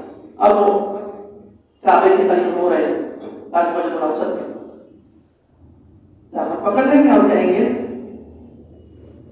اگر اس وقت آپ نے بیعت کی اثمنا علیہ، کہ جتنا امت مسلمہ کا خون خرابہ ہو رہا ہے، جتنا امت مسلمہ پر ظلم ڈھایا جا رہا ہے، آپ کی گردن پر. اور بعض روایات میں ہے کہ وہ لوگ اتنے سخت جملے ذکر کریں گے، کہیں گے کہ اگر آپ نے بیعت نہیں کی تو ہم آپ کے ساتھ بدسلوکی کریں. تو اس رات میں اللہ رب العزت کو مقام مہدویت میں عطا کر چکا ہوگا. اس لیے وہ کہیں گے یہ 10 محرم تک کی 3 ملاقاتیں، 3-4 ملاقات، یعنی عید کے دن سے 10 محرم کے درمیان ان علماء کی ان سے ملاقاتیں ہو رہی حج کے افعال کے بعد. تو اس ملاقات کرتے کرتے آپس میں ملاقاتوں کے دوران ہی 10 محرم آ جائے. تو 10 محرم کی شام میں روایات میں کہ عشاء کا وقت ہوگا، وہ فرما کر امام مہدی سچا مہدی اس کی جگہ بھی آ کرتی ہے، علامت شرعیہ ہے، شریعت نے جگہ طے کر دی نا. کوئی پاکستان میں اٹھ رہا ہے، کوئی ہندوستان میں اٹھ رہا ہے اور بیان پتہ نہیں کہاں دیتا ہے اور اس کے بعد چھوٹ جاتا ہے. ابھی امام مہدی کا مشن بھی آئے گا، وضو کر کے آئیں گے اور اندھیرا ہوگا. ما بین الرکن والمقام، آپ صلی اللہ علیہ وسلم نے رحمت فرما کر جگہ متعین فرما کہ حجر اسود اور مقام ابراہیم کے درمیان سچے مہدی آئے اور گھٹنوں کے بل آ کر بیٹھ جائے. 7 علماء سے بیان پہلے پردے کے پاس کرنی ہوگی. ان سے کہا ہوگا کہ کیا تم موت اور حیات کی بیان میرے ساتھ کرو گے؟ یعنی میرے ساتھ رہنا ہے تو کوئی اس طرح نہیں ہوگا کہ آپ کو عیش و آرام کی زندگی ملے گی، بلکہ سخت لوہے کے چلے چبانے پڑیں گے، گرفتاری ہو سکتی ہے، قتل ہو سکتا ہے. لوگ ابھی دہشت گرد کا بہت بڑا ایوارڈ دیں گے، اب سارا میڈیا ان کے خلاف ہو جائے گا، جیسا کہ ابھی ماضی میں 2001 کے بعد تمام اہل حق کے خلاف ہو گیا تھا. تو 7 علماء سے بیعت کر دی. اب یہ عوام سے بیعت ہے اور حدیث کہہ رہی ہے کہ عوام ان کی پہلی بیعت کرنے کے لیے حجر اسود اور مقام ابراہیم کے درمیان جب آئیں گے تو ان کی تعداد کی 313 من عدت اصحاب بدر، جتنے صحابہ بدر کے میدان میں تھے اور جتنے لوگ اصحاب طالوت کے لشکر میں تھے 313، اتنے 313 لوگ بیعت کریں گے پہلے. کیوں؟ اس لیے کہ 3 بادشاہ لڑ رہے ہیں، حج کرنے کم آئے ہیں اور افراتفری ہے، وہاں پر جان کا مسئلہ ہے، تو اس سال حج کرنے حاضر بہت کم چاہیے. 313 لوگوں سے بیعت کریں گے اور کہیں گے کہ میں اسلام کو زمین پر نافذ کرنے کے لیے آیا، بدعات کو ختم کرنے کے لیے آیا اور اللہ کی زمین کو اللہ کے دشمنوں سے پاک کرنے کے لیے آیا. کیا تم لوگ میرے ہاتھ پر موت و حیات کی بیعت کرتے ہو؟ 313 لوگ بیعت کریں گے. اب بعض روایات میں ہے اب بیعت کرنے کے بعد کیا کرنا ہے مشن، امام مہدی آ کر کیا کرے. تو میں نے بھی عرض کیا کہ امام مہدی ظاہر ہونے سے پہلے بھی جہاد کے میدان میں رہے، صاف صاف کہا جا سکتا ہے کوئی ڈرنے کی بات میدان میں رہیں گے. اور بیعت کرنے کے بعد مسلم شریف میں ہے کہ امام مہدی کی 4 جنگیں ترسون جزیرۃ العرب فیتقوا اللہ، ثم فارس فیتقوا اللہ، ثم ترسون الروم فیتقوا اللہ، ثم ترسون قسطنطینیہ فیتقوا اللہ. کہ پہلی جنگ امام مہدی کی ہوگی. جب بیعت کر کے نکلیں گے تو کتنے ہو؟ 313 اور 7 ہوگا 320 لوگ.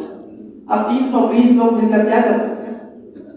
بہت تھوڑے لوگ کہتے ہیں امام مہدی وہاں سے نکل کر، اب چونکہ حکومت کو معلوم ہو گیا، اس کے بعد یہود و نصارہ کے جتنے پالے ہوئے لوگ ہیں اس علاقے میں ان سب کو معلوم ہو گیا کہ ایک آ گیا ہے، اس کو کیا کہتے ہیں آج کی زبان میں، ایک بہت بڑا آ چکا ہے۔ تو امام مہدی کے خلاف ایک لشکر آئے۔ آپ نے یہ علامت یاد رکھنی ہے، چونکہ ہم لوگ دور والے ہیں، دور بہت دور ہے مکہ مدینہ سے، تو یہ علامت جس مسلمان کو یاد ہوگی وہ سمجھ جائے گا سچے مہدی آ چکے ہیں۔ کہ جب بیعت کر کے آ کر طائف کی وادی میں چھپ جائے، ایک لشکر نہیں ہے نا، تو ایک منافق ہوگا شام میں، وہ شام کا منافق امام مہدی کی خبر سنتے ہی ایک اتحادی لشکر بھیجے گا، جس کی تعداد حدیث میں آپ علیہ السلام نے فرمائی 12,000۔ وہ 12,000 کا لشکر امام مہدی رضی اللہ تعالیٰ عنہ کے خلاف چلتا ہوا شام سے آئے گا اور مدینے سے گزر کر اس کو مکہ جانا ہے، کیونکہ اس کو اطلاع ملی کہ امام مہدی مکہ میں وہاں بیعت ہوئی نا، تو شام سے گزرتا ہوا جب مدینے کے قریب آئے گا تو مدینے کے پاس ایک چٹیل میدان ہے البیدہ نام کا، اس وقت اللہ کے نبی کے زمانے میں چٹیل میدان تھا، اس وقت تو یہ سعودیہ کی چھاونی ہے، فوجی چھاونی ہے، تو آپ جانتے ہیں کہ ان کے پہلے سے تانے بانے تو ملے ہوئے ہیں، تو یہ چھاونی اس میدان میں البیدہ نام کر آئے گا، اور فرمایا آپ علیہ السلام نے کہ وہ پورا لشکر زندہ زمین میں دھسا دیا جائے، صرف 2 لوگ اس میں سے زندہ بچے، ایک سفیان کو جا کر کہے گا کہ ہمارا بیڑا غرق ہو گیا، اور ایک امام مہدی کے پاس جا کر کہے گا کہ آپ کی کرامت ظاہر ہو۔ اب یہ جب واقعہ ہوگا تو دنیا کا جتنا میڈیا اس وقت ہوگا ختم نہیں ہو گیا، جتنا میڈیا ہوگا اس واقعے کو کرے گا کوریج، اپنی اپنی ہیڈ لائن اپنے اپنے اعتبار سے خبروں میں یا میڈیا سوشل میڈیا پر آ سکتا ہے کہ جی ایک لشکر چلا تھا اور وہ اس طرح زمین میں دھس چکا ہے، تو جتنے دور والے مسلمان ہوں گے ان کو اطلاع ہو گئی اگر کہ اس طرح ایک واقعہ ہوا ہے، 12,000 کا لشکر نکلا ہے اور وہ سارا زمین میں دھس گیا ہے، سمجھ جانا کہ اس کے خلاف وہ لشکر تھا وہ سچا مہدی ہے۔ اور یہاں آپ صلی اللہ علیہ وسلم نے فرمایا کہ جب بیدا پر یہ واقعہ ہوگا مدینہ سے قریب دھس جائے گا لشکر، فَيَأْتِيهِ عَصَائِبُ أَهْلِ الْعِرَاقِ وَأَبْدَالُ الشَّامِ، امت کے لیے ہجرت کرنے کا یہ موقع ہے کہ عراق کے اولیاء اور شام کے ابدال، حضرت علی فرماتے ہیں کہ دنیا میں 70 ابدال ہوتے ہیں، ہر وقت شام میں 40 کرتے ہیں اور باقی دنیا کے علاقے میں 37، اس لیے کہ شام کی سرزمین بہت مبارک سرزمین ہے۔ فرمایا اذا فسد اهل الشام فلا خیر فیہ، کہ جب شام میں فساد ہو جائے تو تمہیں کوئی خیر نہیں، اور اس کو تفصیل نہیں ہے، تفصیل کا موقع نہیں، شام کے جتنے علاقے ہیں سب میں ظلم ہو رہا ہے، لبنان، اردن، مصر، سیریا، فلسطین، یہ قرآن اللہ کے نبی کے وقت کا شام فساد حاصل ہو گیا، فساد کا معنی ظلم ہو رہا ہے وہاں پر مسلمانوں، تو شام کے اولیاء، عراق کے ابدال اور دنیا میں جتنے جتنے لوگوں کو جیسے جیسے اسباب ملیں گے وہ سب ہجرت کر کے امام مہدی کے پاس جائیں گے، تو امام مہدی کے لشکر کی تعداد بڑھنا شروع ہو جائے گی۔ اور بعض روایات میں ہے کہ 15,000 کے مجاہدین کا ایک لشکر آئے گا بدر، اور بعض میں ہے 12,000۔ یہ بالکل ابتدا کی بات ہے، اب لشکر آ گیا، لوگوں نے ہجرت کر کے حضرت کے ساتھ شمولیت اختیار کر لی، اب 4 ہیں، بالکل خلاصہ کرتے ہیں، تغزون جزیرۃ العرب، پہلی جنگ ہوگی جزیرۃ العرب کے حکمران سے، کیوں وہ تو مسلمان ہیں۔ تو یاد رکھنا ہے کہ امام مہدی کا جو دور ہے وہ ہے خلافت علی منہاج النبوہ، یعنی ایسی خلافت جو زمین پر قائم کریں گے جو حضرت ابوبکر، حضرت عمر، حضرت عثمان اور حضرت علی، ان چاروں کی خلافت سے اللہ کے نبی کے طرز، تو امام مہدی بھی وہی خلافت قائم کریں گے، اور اس وقت سعودی عرب مسلح کی حکومت نہیں، تو لہٰذا ان سے جنگ ہوگی، بادشاہ کو معاملے بھی نہیں ہوگا، حدیث میں فرمایا فَيَبْدَأُ اللہ، فوراً اللہ تعالیٰ چند دنوں میں فتح عطا فرمانا۔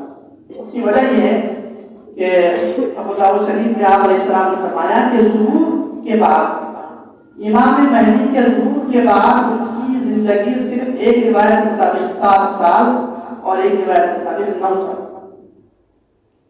7 اور 9 سال، اس میں کہ آخر کے 2.5 سال حضرت عیسیٰ کو وزارت کریں تو 7 سال اگر پکڑ لیں تو 2.5 سال حضرت عیسیٰ کے ساتھ تو صرف 4.5 سال کو دنیا پر غلبہ حاصل کرنا ہے بالکل تیزی کے ساتھ، اور اگر 9 سال والے روایت لیتے ہیں تو 6.5 سال میں کو پوری دنیا پر غلبہ حاصل کرنا ہے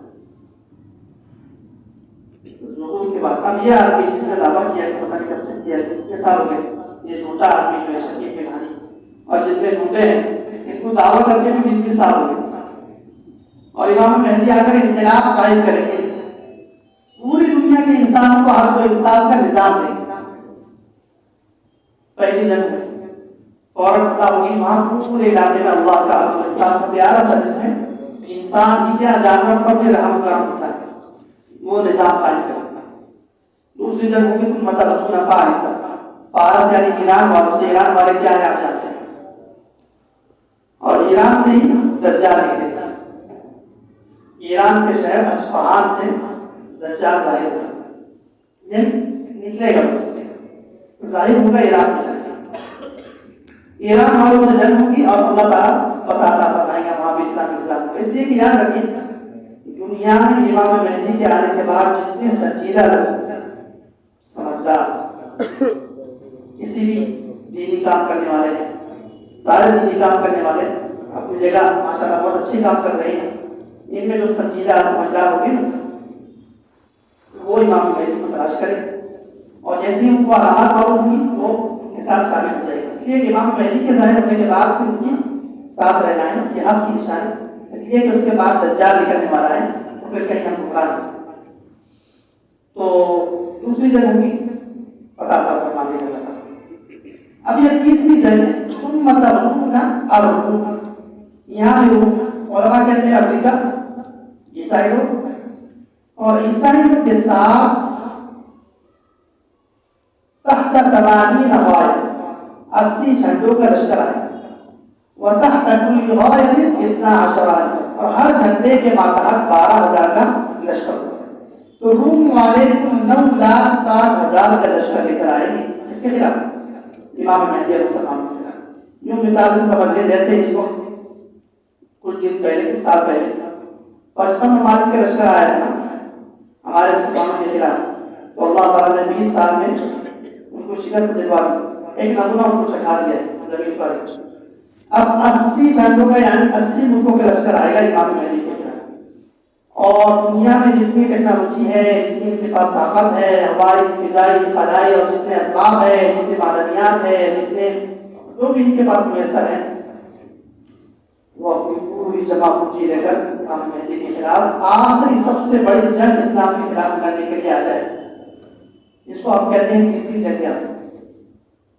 اور اللہ کے نبی نے فرمایا کہ لا تقوم الساعة حتى ينزل الروم بالأعماق أو بالدابة، کہ قیامت اس وقت تک قائم نہیں ہوگی مسلم شریف کی روایت میں کہ یہاں تک کہ روم والے اعماق اور دابق کے میدان میں اترے، اور یہ اعماق اور دابق کا میدان شام میں ہے، ترکی کو لگے۔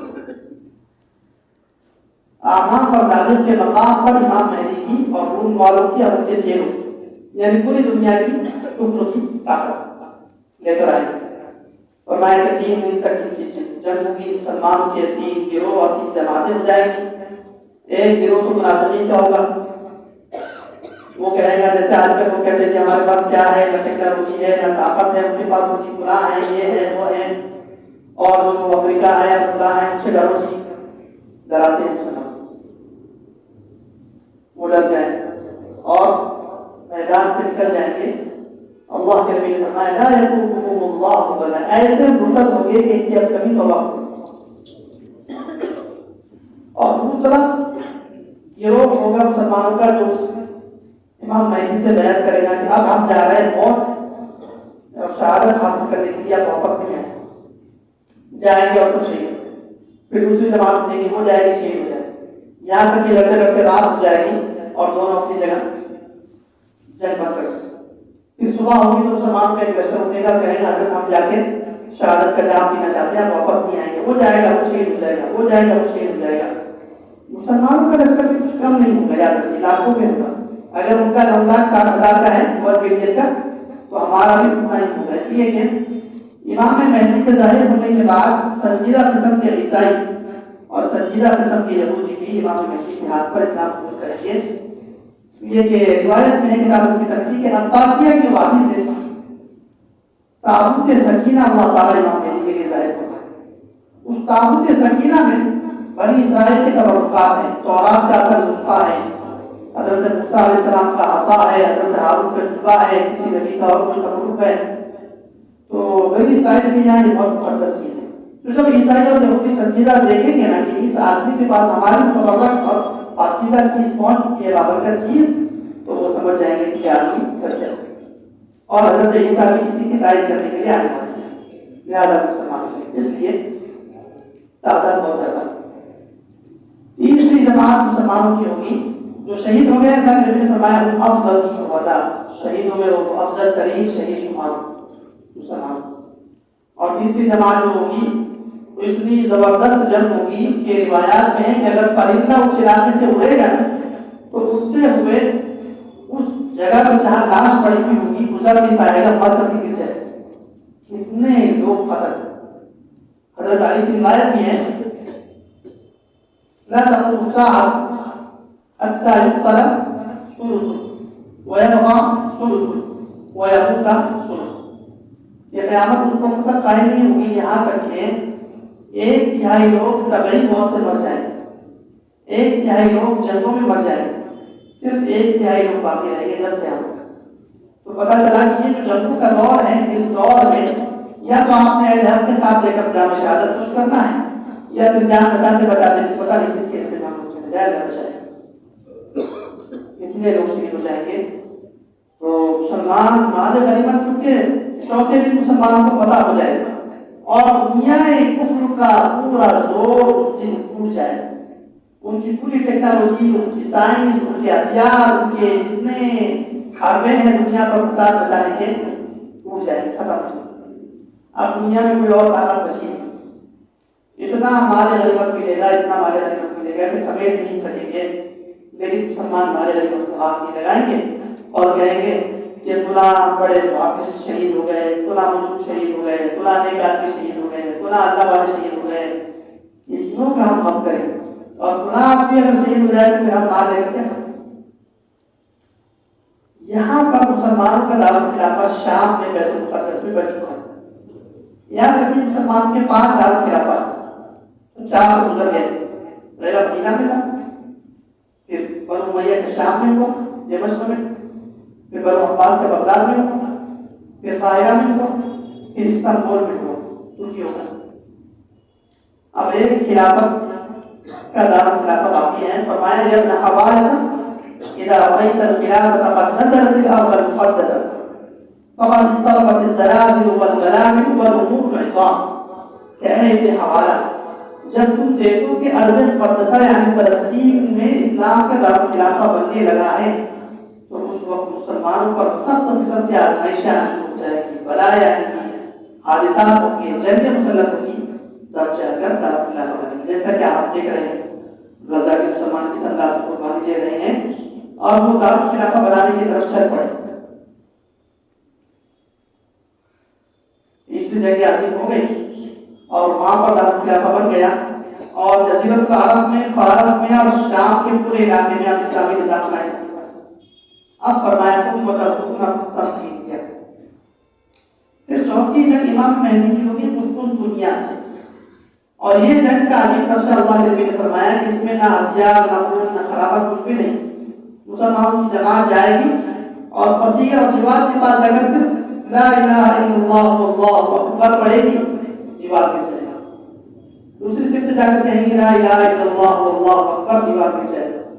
تیسری سمت جا کر کہیں گی لا الہ الا اللہ واللہ اکبر، پوری دیوار گر کر مسلمان فوجیں وہاں داخل ہو جائیں.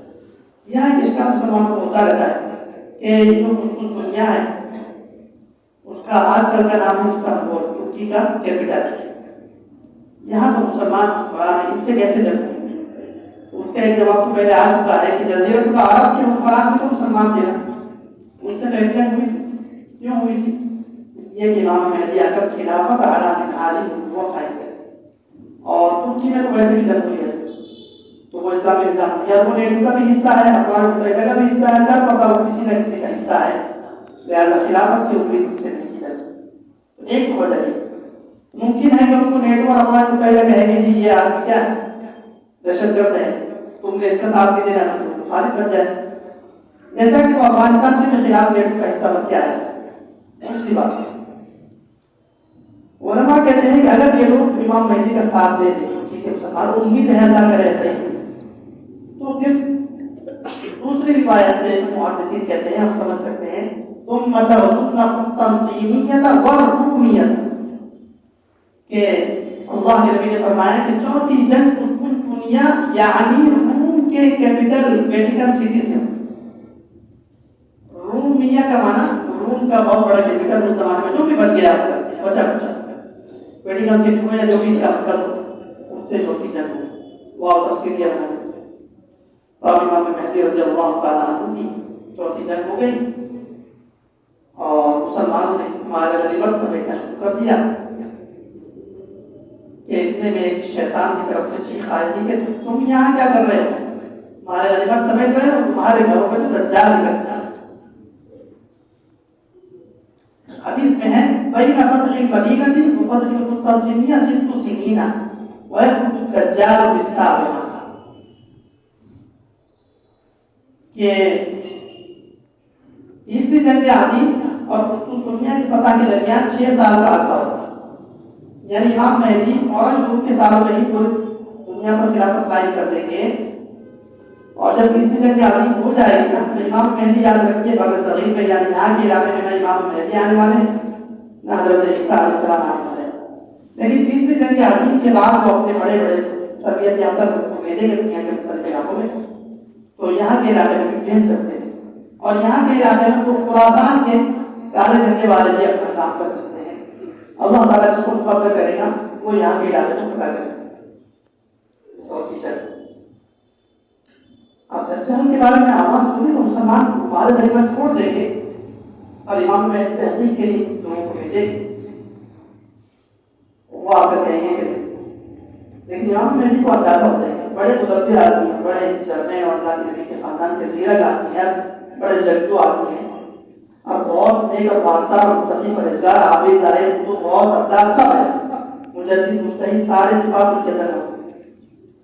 تو لشکر کو کہیں گے کہ فوراً ہم نے شام میں چلنا ہے، اور اللہ کے نبی نے فرمایا کہ جب دجال نکلے گا تو تمہارا ہیڈ کوارٹر شہر مصطفیٰ ہوگا. شام میں شہر ہے المصطفیٰ جہاں ہوتا 1314 میں شروع ہوا. پورے لشکر کو لے کر جا رہے ہوں گے اور شام میں جیسے ہی داخل ہوں گے حقیقتاً ایران کے علاقے اصفہان سے دجال نکل جائے گا.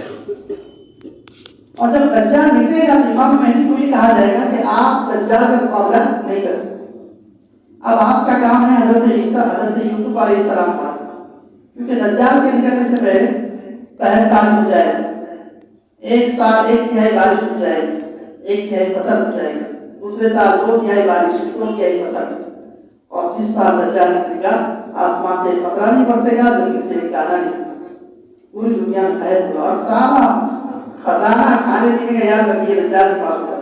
یعنی یہ جو یہود و نصارہ نے غذا پر قبضہ کر لیا، حکومت پر قبضہ کر لیا، ہر چیز پر قبضہ کر لیا، یہ اسی کے لیے تیاری ہوئی. دجال کے موضوع میں انشاءاللہ دجال کی سازشیں ہیں 15 اس کو بھی ذکر کریں گے.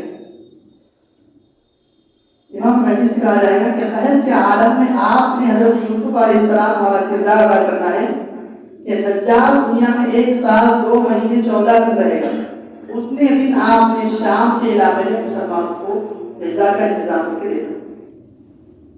اس سے یہ بھی معلوم ہوا کہ دجال کے نکلنے کے بعد 3 علاقے مسلمانوں کے لیے بہت زیادہ پرامن یعنی ایمان عقیدہ بچانے والے، ایک ہوگا مدینہ ہوگا، ایک ہوگا مکہ المکرمہ، اور تیسرا علاقہ شام میں الوسطیٰ شہر کا ہیڈ کوارٹر جو امام مہدی کا ہوگا. جو یہاں ہجرت کر کے پہنچ گیا تو وہ بھی دجال کے فتنے سے بچے گا، اور جو سیٹلائٹ کی دنیا سے دور رہے گا تو وہ بھی دجال کے فتنے سے بچے گا، اور جو سورہ کہف پڑے گا وہ بھی دجال کے فتنے سے بچے گا.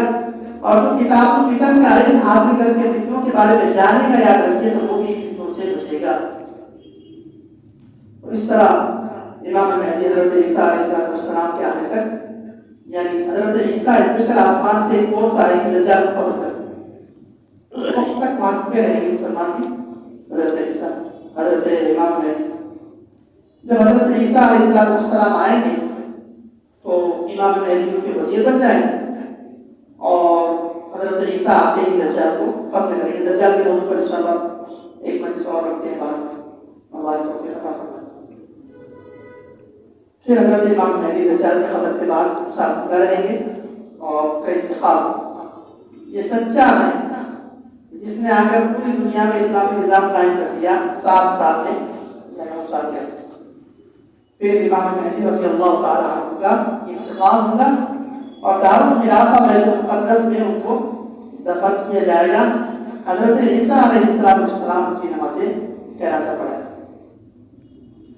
یہ ہے اسلام کے سچے مہدی، اسلام کے ایک بہت بڑے شخص ہیں الامام المہدی الجابر ابو عبداللہ محمد بن عبداللہ المدنی الہاشمی رحمہ اللہ تعالی رضی اللہ عنہ۔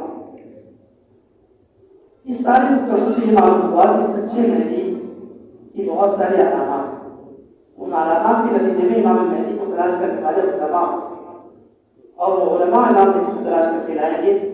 امام مہدی جزیرۃ العرب کے علاوہ دوسرے کسی علاقے میں آنے والے نہیں ہیں۔ اللہ تعالیٰ سے دعا کرتے ہیں کہ اللہ تعالیٰ ہماری ہر قسم کے ظاہری باطنی فتنے سے حفاظت فرمائیں اور اللہ تعالیٰ ہمیں سچ کے اور حق کے رشتے میں شامل فرمائیں۔